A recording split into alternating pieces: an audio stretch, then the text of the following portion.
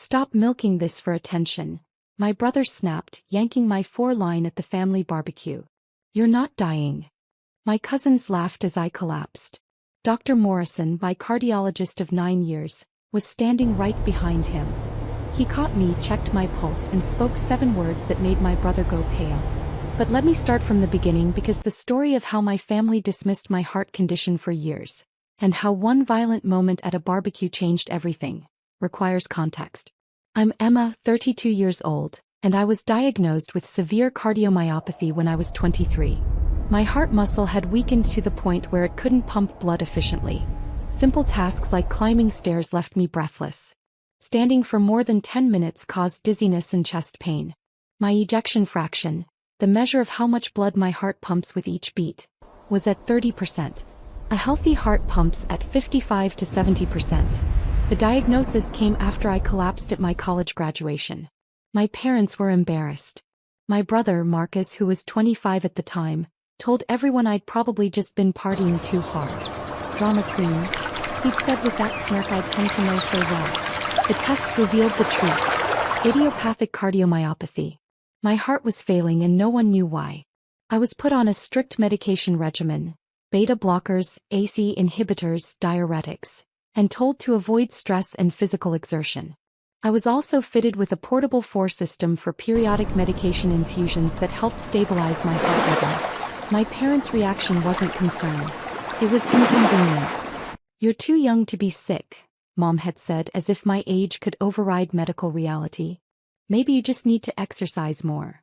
My cardiologist, Dr. Richard Morrison, had actually laughed bitterly when I told him that. Exercise more? Emma, your heart is operating at less than half capacity. Exercise more could literally kill you. But my family didn't want to hear it. Over the next 9 years, they developed a narrative that was easier for them to accept. I was faking. I was lazy. I was manipulating everyone for attention and sympathy. Marcus was the worst. He'd gotten his MBA and landed a high-paying job at a tech company. He lived in an expensive downtown loft, drove a Tesla, and made sure everyone knew how successful he was. I, meanwhile, worked remotely as a medical transcriptionist, a job I could do from home at my own pace without the physical demands of an office environment. Still, working from home, Marcus would say with air quotes whenever family gathered. Must be nice to lounge around all day. I'd tried explaining my condition dozens of times. I'd shown them my medication list. I'd offered to have them speak with Dr. Morrison. They refused. Doctors will say anything if you pay them enough, Dad had said once. Mom's approach was different but equally painful. She'd sigh dramatically whenever I mentioned my health. Everyone has problems, Emma. Some of us just don't make our whole personality about it.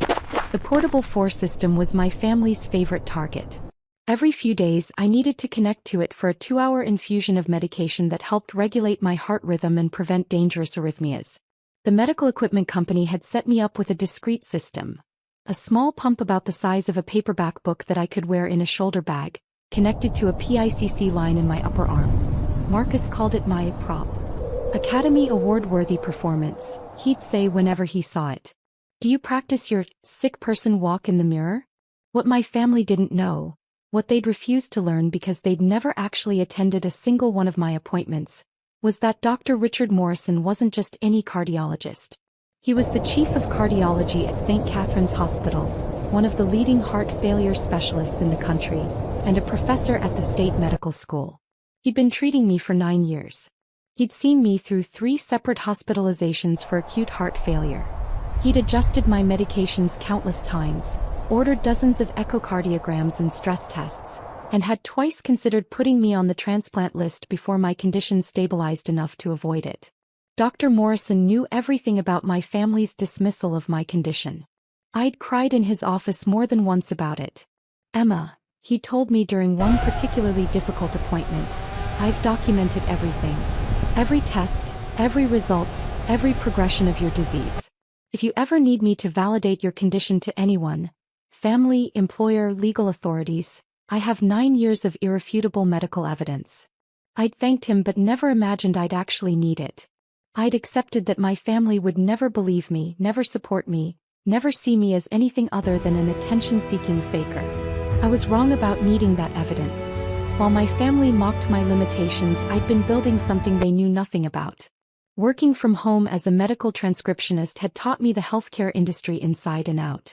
I'd transcribed thousands of medical reports, learned the terminology, understood the workflows, and identified major inefficiencies in how medical documentation was handled.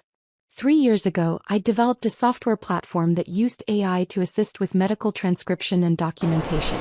It learned from corrections, adapted to different medical specialties, and reduced documentation time for physicians by 60%.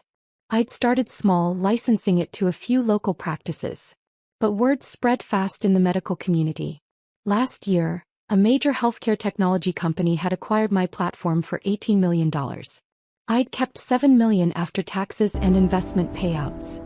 I'd also stayed on as a consultant, earning another $300,000 annually. I hadn't told my family any of this. Why would I? They'd either claim I'd faked my way into success or try to guilt me into funding their lifestyles. Marcus was already constantly dropping hints about his temporary cash flow problems. Mom had been suggesting I help with their mortgage now that Dad's business was struggling. They thought I was barely scraping by on transcription work. They had no idea I had $7 million in investments, owned my home outright, and was considering early retirement at 32. I wasn't hiding it to test them. I was protecting myself. My health had already taught me that I couldn't rely on them for support. I didn't need to give them another reason to use me. The text from Marcus came on a Tuesday morning. Family barbecue at my place Saturday. 2 p.m. Don't flake. I stared at my phone. I hadn't been to a family gathering in 8 months. Not since Thanksgiving, when Mom had loudly announced to everyone that I'd barely touched my food, as evidence that I was starving myself for attention. I should have said no. But Dr. Morrison and I had just adjusted my medications and I'd been feeling slightly better. Maybe I thought this could be different. Maybe if I showed up, participated, proved I was trying, they'd ease up. I texted back, "I'll be there. Might need to sit frequently." Marcus's response, "Of course you will." Face with rolling eyes. I should have known better. I had an appointment with Dr. Morrison on Friday, the day before the barbecue. It was routine. A quarterly checkup with blood work and an echocardiogram. "Your ejection fraction is up to 38%. Dr. Morrison said, reviewing the echo results. "That's significant improvement, Emma. The new medication protocol is working." 38% still wasn't normal, but it was better than I'd been in years. "I'm going to a family thing tomorrow," I told him. "A barbecue at my brother's place." Dr. Morrison's expression shifted slightly. He knew about my family. "Are you sure that's wise? Stress isn't good for your condition." "I'll be careful. I'm bringing my portable 4. I'm due for an infusion around that time anyway." He nodded slowly. "Emma, I want you to have my personal cell number. If anything happens, anything at all, you call me immediately. I don't care what time it is." He wrote his number on his prescription pad and handed it to me. "I mean it. Your family's treatment of you concerns me from a medical standpoint. If you feel unsafe or if they interfere with your medical care in any way, that's a serious issue." I tucked the paper into my wallet. "Thank you, Dr. Morrison." "Really? And Emma?" He looked at me seriously. "What they're doing, dismissing your documented medical condition, mocking your legitimate medical needs, that's medical abuse. You know that, right?" I'd never heard it stated so plainly. I guess I've never thought of it that way." "Think of it that way," he said firmly. "Because that's what it is." Saturday arrived with perfect weather. 78 degrees, sunny, light breeze. Marcus's apartment building had a rooftop terrace where he'd set up the barbecue. By the time I arrived at 2:15, about 20 family members were already there. Parents, aunts, uncles, cousins, Marcus's girlfriend Brittany. I timed my portable 4 infusion to start at 2:30. The medication took 2 hours to run and I needed it to prevent arrhythmias. I'd worn a loose button-up shirt over a tank top so the 4 line wasn't visible, with the pump in a small crossbody bag. "Look who actually showed up," Marcus announced when I stepped onto the terrace. Several people turned to look. "Hi everyone," I said, managing a smile. I made my way to an empty chair near the edge of the terrace. Mom appeared beside me. "You're not going to sit the whole time, are you? It's a party, Emma. Socialize." "I will, Mom. I just need to pace myself." She sighed dramatically and walked away. At 2:30, I discreetly connected my 4-line and started the infusion. The pump hummed quietly in my bag. I'd done this hundreds of times. It was as routine as taking a pill. For the first hour, everything was fine. I talked with cousin Rachel about her new job. I congratulated Uncle Tom on his retirement. I even managed to eat a little, a small plate of pasta salad and fruit. Then Marcus started drinking. By 3:45 he was on his 4th beer and holding court near the grill, telling a story about his latest business trip. I was sitting quietly, my 4 infusion at the 90-minute mark, when I heard him say my name. Unlike my sister, who's perfected the art of doing absolutely nothing. Several people laughed. Kept my eyes down. "Marcus, come on," Brittany said quietly, but he ignored her. "No, seriously. Emma, what exactly do you do all day? Besides sit around with your little medical props?" He gestured toward me with his beer bottle. "I work from home, Marcus. You know that." "Work?" he said with air quotes, walking toward me. "Right. Medical transcription. Because that's such a demanding job." My heart rate was climbing. I could feel it, that familiar flutter, the slight pressure in my chest. Stress was the worst trigger for my arrhythmias. "Marcus, I'm not doing this right now," I said quietly. "Doing what?" "Having a conversation." He was standing right in front of me now. "You know what I think? I think you've been milking this sick girl thing for years because it's easier than actually working." "That's not. What even is that?" He pointed at my crossbody bag where the 4 pump would come in. "Another prop? What's in there, you're asking?" "It's my medication, Marcus. Please leave it alone." He reached for my bag. "Marcus, don't." He yanked the bag off my shoulder. The 4-line, still connected to my arm, went taut. I felt the sharp pull at the insertion site. "Let's see what you're really—" He unzipped the bag and pulled out the 4 pump, his eyes widening when he saw the medical equipment. "This? You're seriously doing this here? At a family barbecue? Marcus, please, I need that." "Stop milking this for attention," he shouted, and before I could react, he yanked the 4-line. The PICC line ripped partially out of my arm. Pain shot through my upper arm. The medication, interrupted mid-infusion, stopped flowing. My heart, which had been relying on that medication to maintain regular rhythm, immediately responded. Flutter. Thip. Race. I felt the arrhythmia start. That terrifying sensation of my heart beating completely out of sync. The terrace tilted. My vision darkened at the edges. "You're not dying," Marcus was saying, but his voice sounded distant. People were laughing. Someone, my cousin Jeff, said, "Wow, the performance is getting better." My legs buckled. I was collapsing, unable to control my body, my heart now racing dangerously fast, over 180 beats per minute. The lack of oxygen to my brain was immediate. I didn't feel myself hit the ground. But I felt strong arms catch me. And I heard a voice I knew very well say, calmly and with absolute authority, "I'm a doctor. Everyone step back now. Dr. Morrison."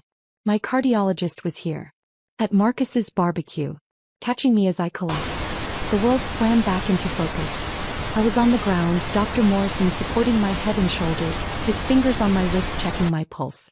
180, maybe 190, he said quietly. "Emma, can you hear me?" "Yes," I whispered. He looked up at the crowd, his expression cold. He touched her 4-line. Marcus had gone pale. The 4 pump and torn line were still in his hand. I didn't think. Dr. Morrison stood slowly, helping me sit up first, then rising to his full height. He was 58, distinguished, with silver hair and the kind of presence that commanded immediate respect. He looked at Marcus and spoke 7 words that made my brother's face drain of all color. "You just committed felony assault. I'm a witness." The terrace went completely silent. Dr. Morrison continued, his voice calm but carrying across the entire space. "I'm Dr. Richard Morrison, Chief of Cardiology at St. Catherine's Hospital. I've been Emma's cardiologist for 9 years. That 4-line you just ripped out was delivering antiarrhythmic medication that prevents her heart from going into dangerous, potentially fatal arrhythmias." He held up his phone. "I've been recording this gathering for the past 20 minutes, including your assault on a disabled person." Marcus's mouth opened and closed soundlessly. The 4 equipment slipped from his hand and clattered to the ground. "Emma has severe cardiomyopathy. Dr. Morrison continued, addressing the entire crowd now. Her heart operates at 38% of normal capacity. She requires multiple daily medications, regular infusions, and strict monitoring to prevent heart failure. This is not opinion. This is documented medical fact based on 9 years of continuous treatment, dozens of diagnostic tests, and 3 hospitalizations. Mom stepped forward. Now wait a minute, we don't know who you. I'm exactly who I say I am, Dr. Morrison cut her off, pulling out his hospital ID badge. Dr. Richard Morrison, MD, FACC, Chief of Cardiology. Would you like to verify my credentials?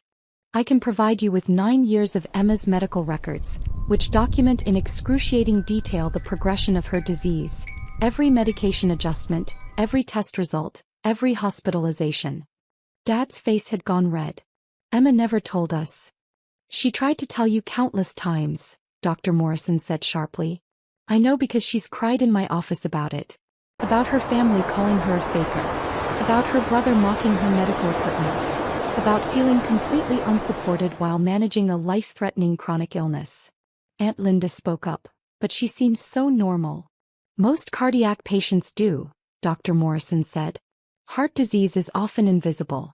That's why it's called an invisible disability. The fact that Emma has learned to manage her condition and live a relatively normal life is a testament to her strength and her strict adherence to her treatment protocol. A protocol your family has apparently been mocking and interfering with. He turned back to Marcus. What you just did, forcibly removing a medical device from a patient, constitutes assault. The fact that it was done to someone with a documented disability elevates it to a more serious charge. The fact that it triggered a medical emergency makes it felony assault causing bodily harm. Marcus found his voice finally. I didn't know. You didn't know because you never asked. You never attended a single medical appointment. You never spoke to a single one of her doctors. You made assumptions based on absolutely nothing and then physically assaulted her based on those assumptions. Dr. Morrison crouched down next to me again, checking my pulse. Emma, your heart rate is still 160. We need to get you to the hospital now. I'm calling an ambulance. No, I said quietly. Your car is faster. He nodded. Can you stand? With help. He helped me to my feet, supporting most of my weight. The crowd parted silently as we moved toward the exit. Marcus suddenly stepped forward. Emma, I'm sorry, I didn't mean. Dr. Morrison turned with such fury that Marcus actually stepped back. You don't get to apologize to her right now. You don't get to minimize what you just did. You assaulted a disabled person, caused a medical emergency, and endangered her life. The police will be receiving my report and the video evidence within the hour. The police. Mom gasped. Yes, the police. What happened here is a crime. Brittany, Marcus's girlfriend, suddenly spoke up, her voice shaking. I tried to stop him. I told him to leave her alone. Dr. Morrison looked at her and nodded. Then I suggest you make a statement to the police when they contact you. You might be the only witness who actually tried to prevent this. We reached the elevator. As the doors began to close, I saw my entire family standing frozen on the terrace, their faces a mixture of shock, confusion, and dawning horror. The elevator doors closed on that scene, and I've never forgotten the image. Dr. Morrison drove me to St. Catherine's Hospital, where I was admitted for monitoring. My heart rate eventually stabilized, but it took 4 hours and additional 4 medications. The torn PICC line had to be removed and replaced. A painful procedure that left my arm badly bruised. While I was in the hospital bed, electrodes monitoring my heart, Dr. Morrison kept his promise. He filed a police report, providing them with the video recording of Marcus yanking my 4 line. My complete medical records showing 9 years of documented heart disease. Photos of my injuries, the torn PICC line site, the bruising, the medical equipment damage. His witness statement as a medical professional documenting the assault and its immediate medical consequences. A written statement explaining why forcible removal of medical equipment from a cardiac patient constitutes reckless endangerment. The police arrived at the hospital to take my statement at 7 p.m. 2 officers, 1 female and 1 male, both professional and clearly disturbed by what they'd learned. Miss Chin, the female officer said, we need to be clear about something. This isn't just family drama. This is assault and battery on a disabled person, which is a felony in this state. The fact that the assault involved forcibly removing medical equipment elevates it further. We're taking this very seriously. I gave my statement. They photographed my injuries. They took possession of the damaged floor equipment as evidence. We'll be arresting your brother within the next 24 hours, the male officer said. Given the video evidence and Dr. Morrison's testimony, the DA is confident about prosecution. After they left, I lay in the hospital bed, exhausted and emotionally drained. My phone had been buzzing constantly, texts and calls from family members. I turned it off. Dr. Morrison appeared in the doorway around 9 p.m. How are you feeling? Tired. Sore. But okay. He pulled up a chair beside my bed. Emma, I need to tell you something. In my 25 years as a cardiologist, I've seen a lot of patients struggle with family dynamics around invisible illness. But what I witnessed today was beyond anything I'd seen before. The casual cruelty, the complete dismissal of documented medical reality, the physical violence. He shook his head. You've been enduring medical abuse for years. I keep telling myself they just didn't understand. They chose not to understand, he corrected gently. Understanding was available to them at any time. They could have attended an appointment. They could have spoken to me. They could have read even a single page of your medical documentation. They chose not to because your illness was inconvenient for their narrative about you. I felt tears starting. I just wanted them to believe me. I know. And I'm sorry that it took something this dramatic for the truth to be undeniable. My phone buzzed again. I turned it back on to check for messages from Dr. Morrison's office. It was a text from an unknown number. This is Brittany, Marcus's girlfriend. I'm so sorry. I broke up with him. I saw everything. I'll testify if you need me to. I showed it to Dr. Morrison. He nodded approvingly. Good. Witnesses matter. Marcus was arrested Sunday morning at 9 a.m. The police showed up at his apartment with the video evidence, the medical documentation and witness statements from both Dr. Morrison and Brittany. He was charged with felony assault and battery on a disabled person, reckless endangerment, destruction of medical equipment. The news spread through the family like wildfire. My phone exploded with messages. Mom, Emma, please, you have to drop the charges. He's your brother. He didn't mean it. Dad, this is going too far. He made a mistake. Don't ruin his life over this. Aunt Linda, family doesn't send family to jail. Be the bigger person. Cousin Jeff, you're really going to press charges? We all saw you overreacting. I didn't respond to any of them. Instead, I called my lawyer. Yes, I had a lawyer, had retained one after selling my software company, and forwarded everything to her. She called me back within an hour. Emma, these messages are gold. They're evidence of a family pattern of dismissing your medical condition and pressuring you to accept abuse. Save everything. The preliminary hearing was set for 3 weeks later. Marcus's lawyer tried to negotiate a plea deal, community service, anger management classes, restitution for the medical equipment. The DA rejected it. Your client assaulted a disabled person on video, the DA told Marcus's lawyer in a meeting my lawyer attended. He ripped out medical equipment that was preventing a cardiac emergency. He caused that cardiac emergency. Dr. Morrison's testimony alone is devastating, but we also have video witness statements, and the victim's 9-year medical history documenting the condition your client claimed was fake. We're going to trial. Marcus's lawyer tried a different approach. He requested a meeting with me directly, suggesting I might be willing to drop charges, to keep the family together. My lawyer's response, which he sent in writing: my client declines to meet with you. The assault was documented, unprovoked, and caused serious medical harm. The state is prosecuting this case with or without my client's cooperation, as they have independent evidence.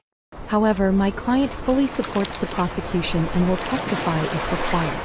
Additionally, my client is considering a civil suit for medical costs, pain and suffering, and emotional distress. That last part was my lawyer's idea. Hit them where it really hurts, she'd said. Your brother has assets. Make him understand that his actions have real consequences. 2 days after that letter was sent, I received a call from an unknown number. It was Marcus. Emma, please, he said, his voice breaking. I could go to prison for 5 years. My career is over. My company put me on leave. Brittany left me. I've lost everything. Please, I'm begging you, tell them it was a misunderstanding.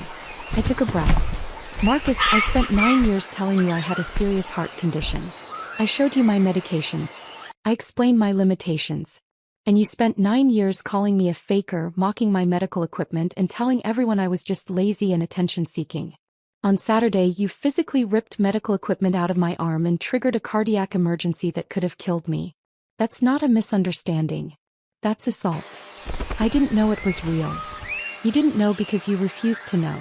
Dr. Morrison told you at the barbecue, he's told the police, the DA, and he'll tell a jury that I tried to get you to understand dozens of times. You chose not to believe me. You chose to create a narrative where I was a liar and a manipulator. And then you acted on that false narrative with violence. Emma, I'm your brother. My brother would have believed me. My brother would have supported me. My brother wouldn't have spent 9 years mocking my medical condition and then physically attacked me. He was crying now. What do you want me to do? I want you to face the consequences of your actions. I want you to take responsibility for assaulting a disabled person. I want you to understand that dismissing someone's documented medical condition and then physically harming them is a crime. I'll lose everything. I almost lost my life, Marcus. My heart went into arrhythmia because you ripped out the medication that prevents exactly that. Dr. Morrison said if he hadn't been there, if I hadn't received immediate medical intervention, I could have died. So yes, you're losing things. But I'm still here to see it. I hung up. The trial date was set for 2 months out. In the meantime, my family ramped up their pressure campaign. But they'd made a crucial mistake. They did it all in writing. Text messages, emails, Facebook comments. All documented. All sent to my lawyer. Mom's email. Emma, you're tearing this family apart. Your father and I didn't raise you to be vindictive. Marcus made one mistake and you're going to ruin his entire life? Where's your compassion? Where's your forgiveness? Dad's text. If you go through with this trial, don't bother coming to any more family events. You'll have chosen legal revenge over your own family. Aunt Linda's Facebook comment on a public post about chronic illness. Some people use their illnesses as weapons against their families. Sad to see. My lawyer actually laughed when I showed her that one. Please tell me she doesn't know about the trial. She knows. Then she just created impeachable evidence that your family has a pattern of publicly dismissing your medical condition. Thank her for me. The trial lasted 3 days. The prosecution's case was overwhelming. Day 1. Dr. Morrison testified for 4 hours. He brought my complete medical file, 9 years of documentation. He explained cardiomyopathy in detail, walked the jury through every test result, every hospitalization, every medication adjustment. He showed them the video of Marcus yanking the 4-line and explained frame by frame what was happening medically. When Mr. Chin removed that 4-line, Dr. Morrison told the jury, he interrupted a medication infusion that was actively preventing cardiac arrhythmia. The result was immediate and predictable. Emma's heart went into a dangerous arrhythmia that reached 190 beats per minute. Without immediate intervention, this could have resulted in cardiac arrest. The prosecutor asked, in your medical opinion, was Emma Chin faking her condition? Dr. Morrison's response was devastating. Absolutely not. You cannot fake an echocardiogram. You cannot fake blood test results. You cannot fake a heart rate of 190 beats per minute. Emma has severe, documented, life-threatening heart disease. That is medical fact. Day 2, the prosecution played the video. The jury watched Marcus mock me, yank my bag, pull out the 4-pump and rip the line from my arm. They watched me collapse. They heard people laughing. Then they heard Dr. Morrison's voice. You just committed felony assault. I'm a witness. Brittany testified next. She described watching Marcus drink and become increasingly hostile toward me. She described trying to stop him. She described the aftermath. My collapse, Dr. Morrison's intervention, the ambulance. Did you believe Emma was faking her condition? The prosecutor asked. No, Brittany said firmly. I work in healthcare. I recognized the medical equipment. I tried to tell Marcus to leave her alone, but he was drunk and angry. Day 3, I testified. I described 9 years of dismissal, mockery, and emotional abuse around my medical condition. I described my attempts to educate my family. I described the barbecue and what happened. The defense attorney tried to make me out to be oversensitive. Isn't it true that your family was just concerned about you? Concerned people attend medical appointments, I replied. Concerned people speak to doctors.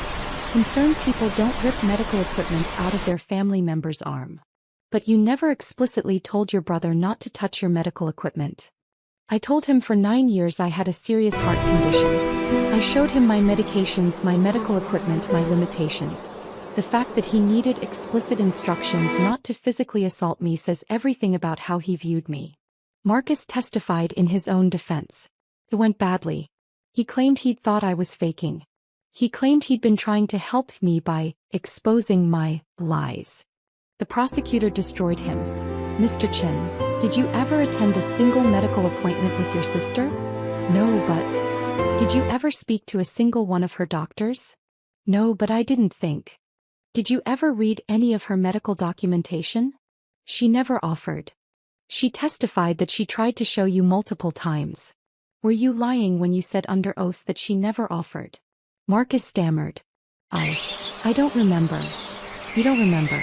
But you do remember that she was faking. He thought. Based on no medical evidence, no expert consultation, no documentation. You thought. And based on that thought, you physically ripped medical equipment from her body. The jury deliberated for 2 hours. Guilty on all counts. Marcus was sentenced to 18 months in prison, 3 years probation, 500 hours of community service at a cardiac rehabilitation center, mandatory anger management and addiction counseling, and restitution for all my medical costs. $47,000. But the sentencing wasn't the end. The judge addressed my family directly. Several of them had attended the trial, sitting behind Marcus, glaring at me. I want to address the family members in this courtroom, Judge Reynolds said.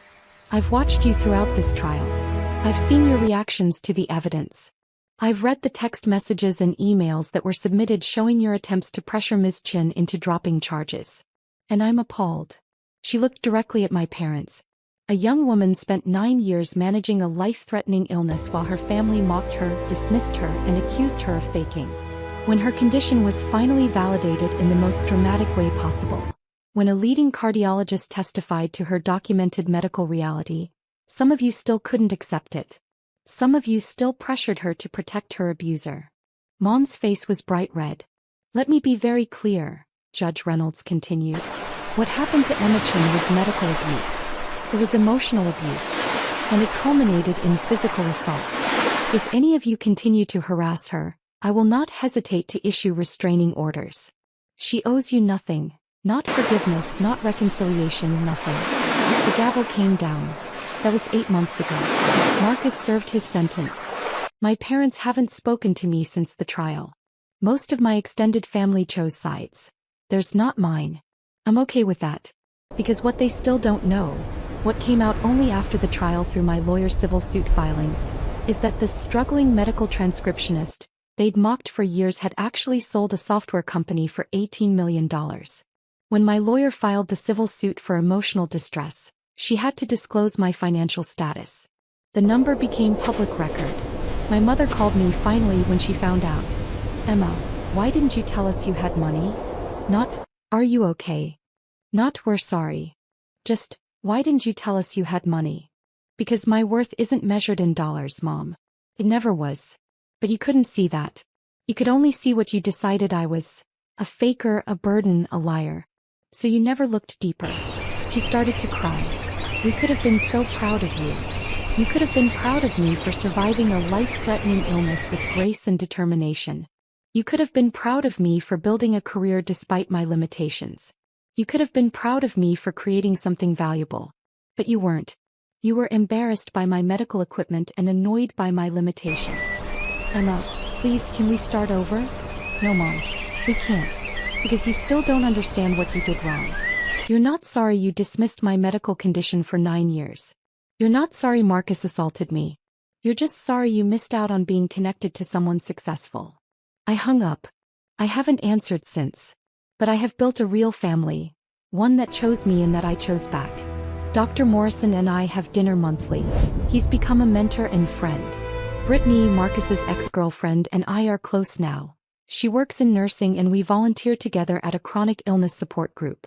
My business partners from the software company, the people who believed in my idea when I was just a sick girl with a dream, are some of my closest friends. And I'm engaged now. To David, who I met at a cardiology support group 2 years ago. He has a congenital heart defect. He understands limitations, understands medications, understands the fear of sudden cardiac events. He also understands success. He's a civil engineer who designs sustainable infrastructure. He's brilliant, kind, and when I told him about my family and the trial, he said, "You survived them. That's proof you can survive anything." We're getting married in 3 months. Dr. Morrison is walking me down the aisle. My family isn't invited. I'm not sad about that anymore. Because I learned something important through all of this. Family isn't about blood. It's about who shows up when you collapse. It's about who believes you. It's about who catches you. Dr. Morrison caught me when I fell that day on the terrace. And he kept catching me, through the trial, through the aftermath, through the rebuilding. That's family. The rest is just biology.